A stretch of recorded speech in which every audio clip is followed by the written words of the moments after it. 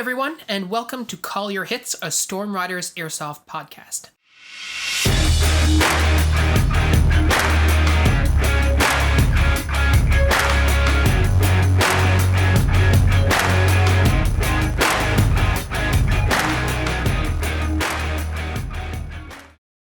Thank you so much for joining us. I'm Phil. And I'm Pat. And today we're continuing where we left off last week, this time tackling a more sensitive topic for some.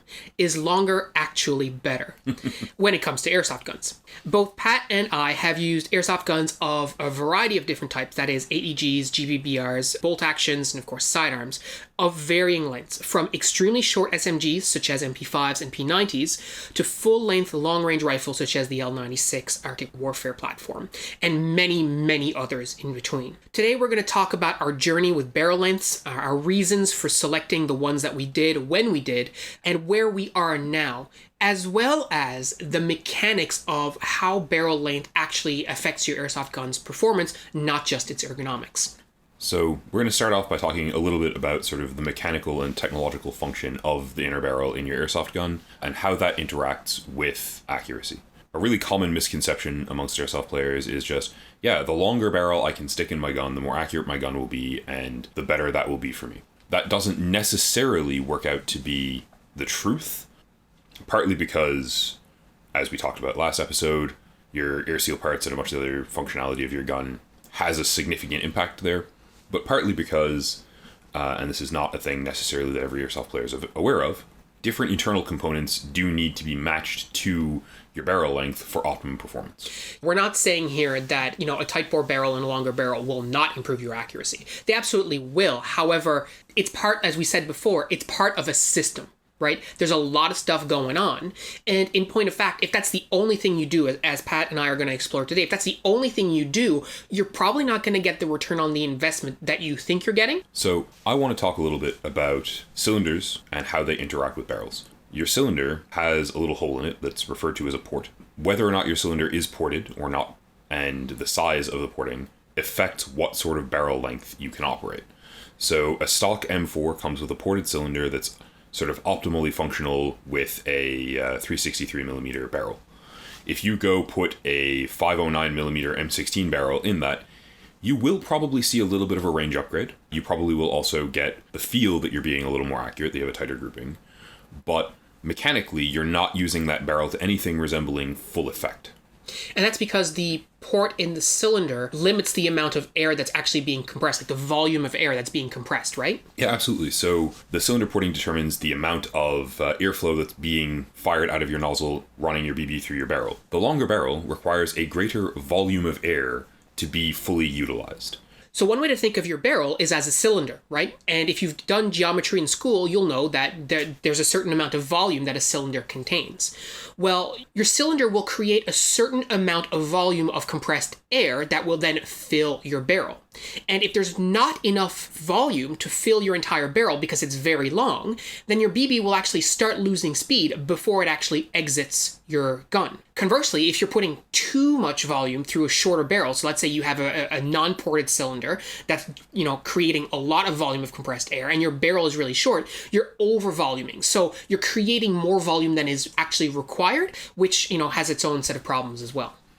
What you end up with is, if you're trying to use a long barrel and running it with too little air, you're not getting the functionality that you've paid for, right? So if you spent the $100 to get a 509mm tight bore, then you're not getting what that can deliver. And that's problematic. So as an example, right, my primary rifle is very accurized. It's built around being a long-range sort of DMR engagement platform, insofar as you can do that in airsoft. But I'm running a AK length barrel with a non-ported cylinder because that gives pretty much the best performance metrics I can while keeping the barrel length not egregious, which is the next thing we're going to talk about. So if you're wanting to get more range and accuracy out of your airsoft gun, the common thought is, I need to get a longer barrel and a tighter barrel and just slap that in my gun. And as we've seen, that's really only one part of that system, right? And in fact, as we talked about a bit last episode, if you get the right barrel length for your cylinder, a better hop-up rubber that's giving you a slightly better air seal, a better hop-up bucking, just that, will probably work better than just slapping an M16 length barrel in your M4, in almost every circumstance, right? Not to mention the fact that you won't have, a foot of barrel poking out of the front of your M4, which is another separate issue. So you're buying a Prometheus barrel because it's, for our money, it's the best barrel on the market. You're going to slap that in your gun. But you haven't looked at your hop-up, you haven't looked at your cylinder, you haven't looked at your piston, you haven't looked at your spring. You just spent $80 Canadian on a Prometheus barrel, and it's going to give you about $40 worth of performance. And it's also worth noting here, especially if you are the kind of person who's mechanically inclined and you're willing to go put in the time to learn how to open your gearbox up yourself, so you're not paying a gun tech to do it for you. Your cylinder, your piston head, your entire air seal parts, your new spring, your hop-up, everything but the barrel is also going to cost you around $80. And you will get substantially better metrics out of doing those components. It's not as easy. It definitely requires more technical skill and more practice. But the performance you will get is substantially superior in terms of getting a tighter grouping, which is really what most people are looking for.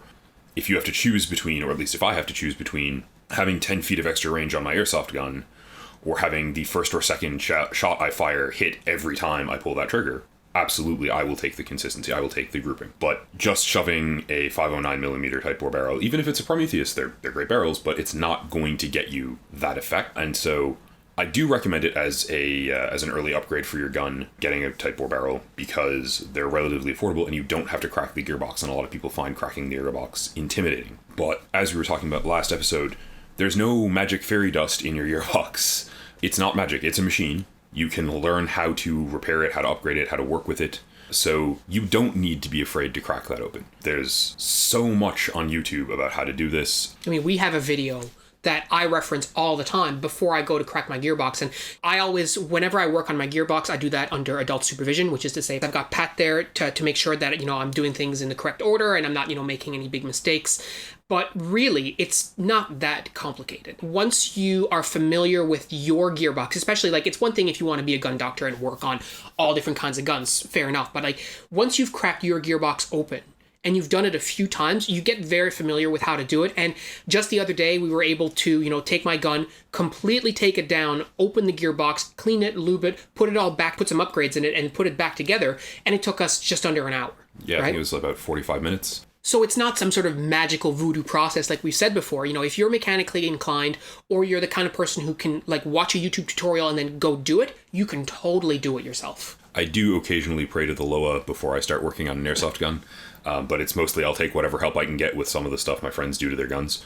So yeah, it's not a process that you need to be afraid of, right? It's a process that, yes, you sometimes you will screw it up. But the nice thing about airsoft guns is that generally speaking, if you put the gearbox together wrong, the answer is it locks up, it doesn't shoot. You pull the trigger and you get a sad thunking noise. That's disheartening, but that won't break your gears, right? That's not going to damage your gun most of the time. Which means, yeah, it might take you a couple of tries to get it working exactly how you want. In fact, it almost certainly will take you a couple unless you're really mechanically gifted. But hey, it's not hard to do. And I feel the urge to note, I'm not really mechanically gifted, I started doing tech work because there was no one here who could repair one of my guns. I bought a TMP90, it stopped working, and I was just well, I have two options. I can throw my $600 toy gun in the garbage, or I can learn how to fix it. And it definitely took some trial and error. The P90 was actually a really good platform to begin gun teching on. It's not the most common gearbox, but the gearbox comes out of the gun really, really easily. And that definitely made that an easier thing to approach. So to wrap that up, like we've said, if you're looking to improve the accuracy of your gun, you definitely want to look at your air seal parts, and that includes the barrel, but it includes a whole lot of other stuff. And if you're doing the upgrade yourself, then highly recommend that you learn how to do that. It's, it can be a lot of fun, it can be frustrating, but ultimately it's also very rewarding. But if you're going to a gun doctor or a gun tech and saying, hey, I want to be more accurate, I want to have more range, you should be asking them to work on your air seal parts just as much as throwing a longer barrel or Type 4 barrel or Prometheus barrel in your gun. And as we talked about last episode, right, you should be expecting them to say, hey, these are the parts you probably want to be looking at. Likewise, if you have questions about this, we're available on Instagram, we're on Facebook, we're on YouTube. Toss us a message. I will happily talk you through whatever I can. Our videos do have a parts list, we do have stuff done up that's sort of these are the parts we probably recommend you would put into a gun. They're definitely not the only parts that will get you good performance or necessarily the best parts. They're just the ones we find work great for us. We're happy to help. The other part that comes with upgrading your barrel is, especially if you're changing barrel length. So we've talked about sort of over-voluming if you go from a really long barrel to a shorter barrel. We've talked about under-voluming if you go from a really short barrel to a really long barrel. But there's also the ergonomics of it, right? So if you take your gun and it's, let's say you have a Mark 18, for example, which, like a shorter M4 platform. Which is something that both of us have run. So you've got a Mark 18 and you're saying, okay, well, I want more range and accuracy. So you slap a 509 millimeter barrel in there up from the standard like 300 millimeter or whatever it is in a Mark 18. Well, suddenly you have a gun that has a barrel that's 20 centimeters longer than the rail and the flash hider are actually built for. So what do you do with that extra 20 centimeters at the front of your gun? I mean, this is obviously an exaggeration, but it could be... Do not run it as is. Do not bang that off of things. It's not going to be good for your gear. Totally. Yeah, absolutely. So, like I said, I mean, it's probably not going to be 200 millimeters. Like 20 centimeters is quite long, but it could easily be, 10 centimeters. It could be, a couple inches, whatever that is. And you've got that protruding at the end of your gun. And like Patrick was saying, if you decide to go to a game with your inner barrel sticking out of your gun, you're just asking to get that inner barrel, at the very least, full of all kinds of garbage. But more likely than not, have it dinged up, bent out of shape and damaged, and then suddenly you have a barrel that is, firstly, that only comes out of your gun one direction, and two, is no longer usable, so you have to replace it. And as we keep harping on, it's a system, so if that inner barrel that's out way too long gets knocked, it can knock back into your hop-up unit and damage significantly more than just the barrel. So you really do not want to have unprotected barrel hanging out outside of your flash hider. For sure. So what's the typical solution that people do? Either if you have a bit of extra money, you might decide to put a new rail on your gun. Now, that could be a video on its own, because putting new rails on certain airsoft guns sometimes requires some destruction. In some cases, they come off fine. Always pause for a minute before the sentence, all right, I'm going to go get the angle grinder. Yeah, for sure. So some people will throw on a new rail, but if you don't have that kind of money lying around, maybe you don't replace your rail completely, but you might throw on a barrel extension, right? That'll protect your inner barrel a bit more, and then you screw on a small flash hider at the front, or you decide to use a suppressor. That's a really common thing that you see in airsoft. You have a suppressor on your gun, and when they screw it off, there's an inner barrel sticking out for a couple inches. I'd in fact say that's probably the most common use of suppressors on airsoft rifles is, man, I really need to hide a couple inches of outer barrel here that I'm using to get more accuracy or more reach. Or maybe that you're using erroneously and that you don't actually need to get more accuracy or reach that you've put in there by accident. You do get people using them for other features, and we'll probably talk about that at some point later. So now you have a gun that is several centimeters, several inches probably longer than what you had before. And that poses ergonomic challenges for some people, especially if your gun is very long and you are relatively short. So for example, when I decided to move on from my second airsoft gun, which was an SR-16, we picked up a SCAR. It was a G&G SCAR, the first generation of them, and that's a whole video in and of itself. That SCAR saw a lot of stuff. But one thing it did see... Oh God, the things. Yeah. One thing it did see is, at the time I was very much thinking, okay, well, I want the most accuracy, the most range possible. So I slapped, the biggest spring I could get, and I got the longest barrel I could have, and I then screwed on a suppressor. And what ended up happening is that I had an M4 length rifle that also had probably, I'm going to say it was like 10 or 12 centimeters long, the suppressor was. Oh yeah, absolutely. It was quite large, right?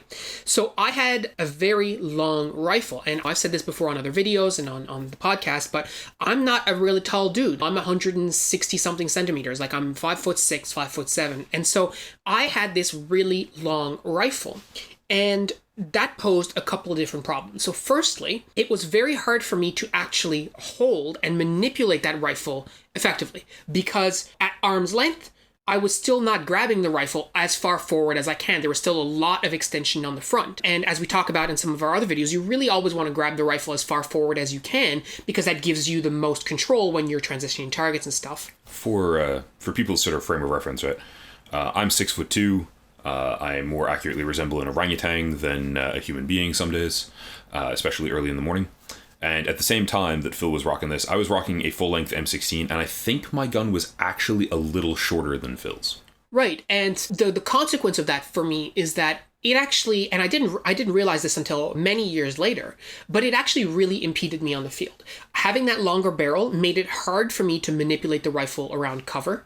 It meant that it was difficult for me when I was going through the woods because I had this extension in front of me that was 1.5 or whatever, and it meant that I didn't have good control over my barrel, over my muzzle. And ultimately, it was as much of a help as it was a hindrance to have all that extra barrel. And I want to stress here, I built that gun. It was very accurate. It was an excellent long range within airsoft tolerances rifle. It's just not a rifle that was ergonomically useful for the person carrying it. And I didn't even realize it at the time. I thought, yep, this is a really accurate rifle. This is what I want. It has enough range to reach out and touch someone. It's very powerful. This is exactly what I want.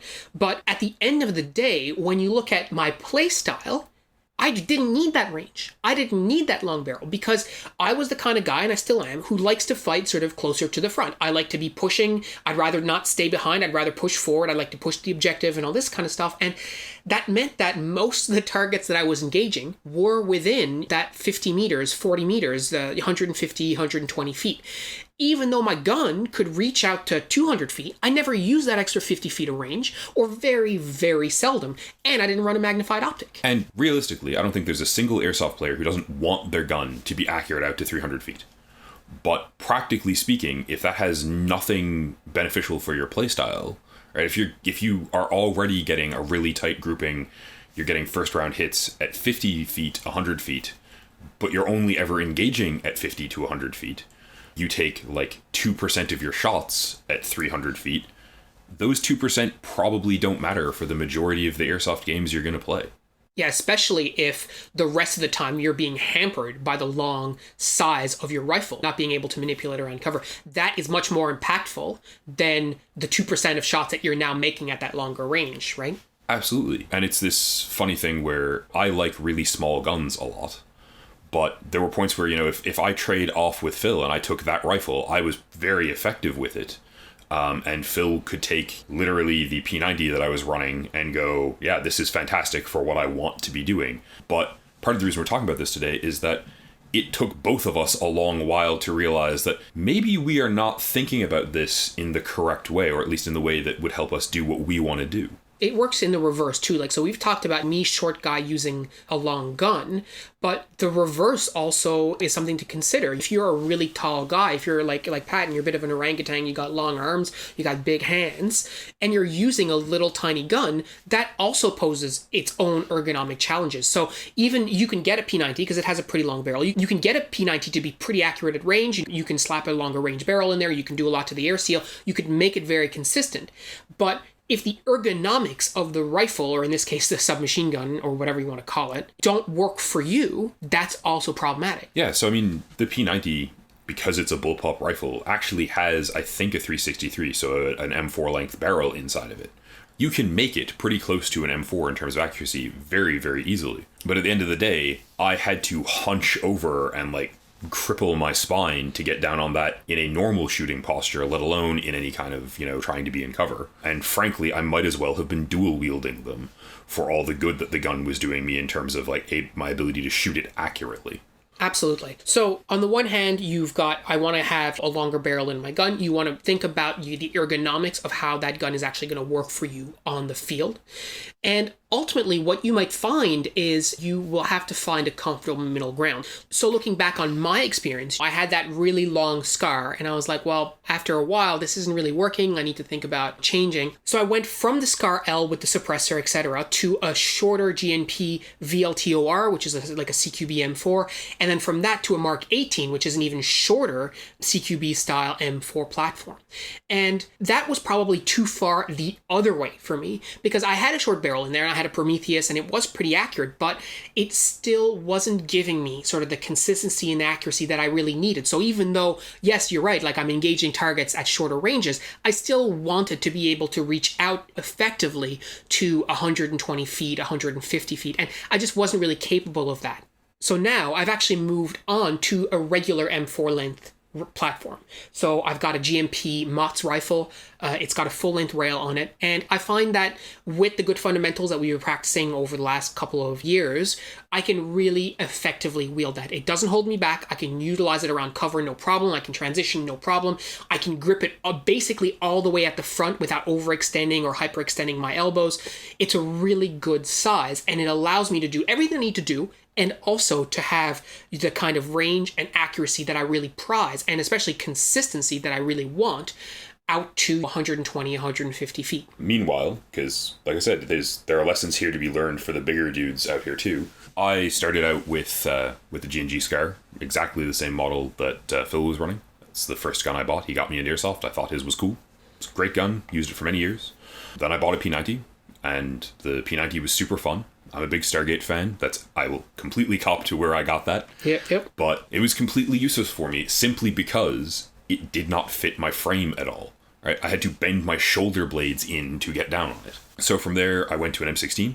So from there, I went to a classic Army M16 because I wanted the longest barrel I could get in my gun. Sound familiar?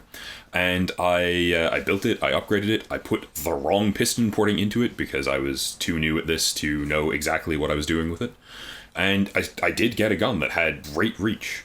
But as tall a guy as I am, I did go back and, I think about 4 years later, swap that over to a M4 length barrel and ran a M4 with a grenade launcher on it for 5 years. I loved that rifle. Fantastic. It had not all the reach that you could ever conceivably want, but it worked great for most engagements, and I got a lot of joy out of the 203. We'll probably talk about that in another episode at some point in more detail. Right now, I'm running a slightly elongated M4 platform with an AK length inner barrel in it that is very much a DMR, because that's my playstyle, because I do prefer to be back and provide overwatch and cover my teammates and carry their stuff.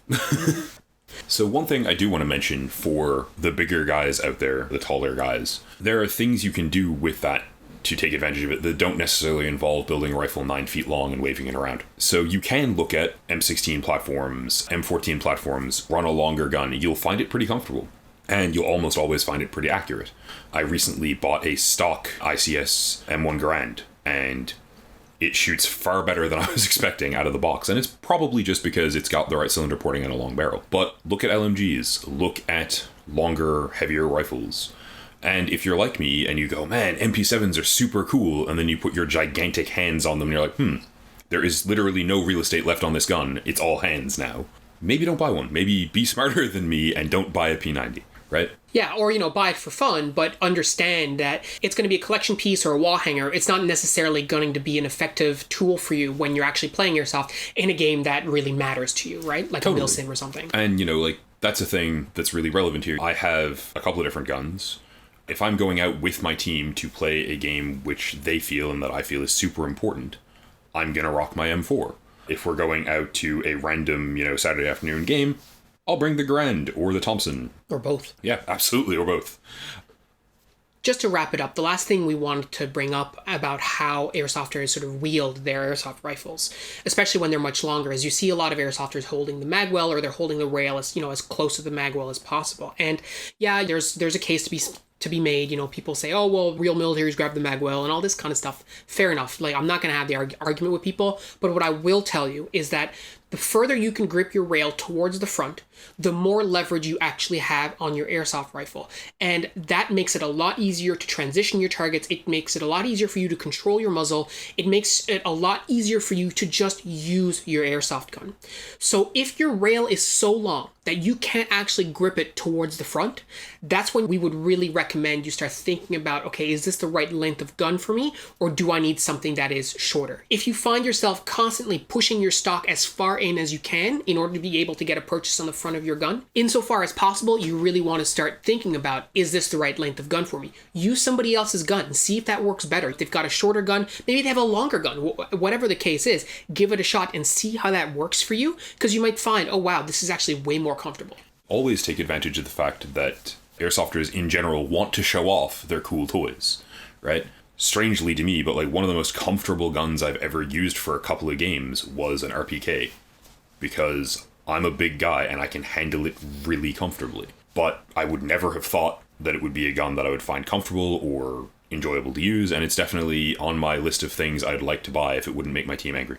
So guys, what we really want to leave you with is the notion that if you're looking at upgrading your barrel length in order to improve your accuracy, you really need to consider both the mechanical aspects of it and the ergonomics. Is this right for my gun? And is it right for me? Thanks so much for tuning in, everyone. Next time, we're going to be wrapping up this conversation on gearbox parts by talking about gears, trigger units, motors, and how important bushings actually are? Question mark? They're important.